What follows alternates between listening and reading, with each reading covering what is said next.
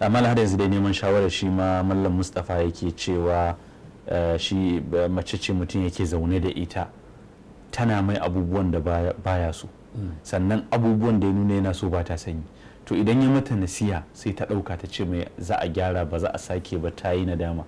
to amma bayan kwana 2-3 kuma sai a kuma dawowa to kamar dai malam sai da ya tabbatar tana zaune tana jin ka sai wannan tambayar saboda shi a ba shi shawara ita ma a ba ta shawara me malam zai ci musu inda abin da ya faɗa ban ji nata ba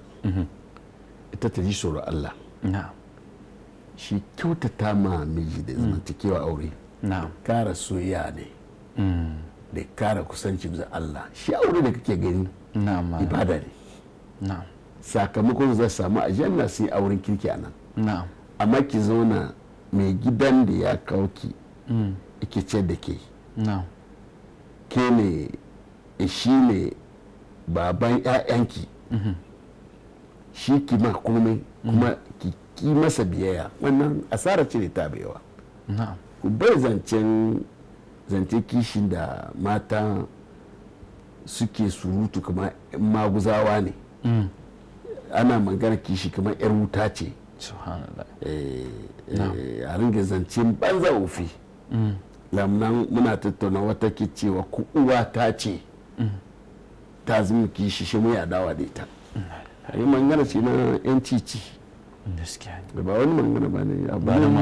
ba na masu hankali ba ne to zancen irin waɗannan ba ba shi wani amfani ka ringa abubuwan da zai bakanta ma mijin naki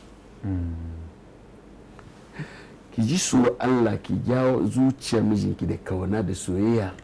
da ibada da imani amma ta waye ba shi da wani asali na'am mana Allah ya saka da alheri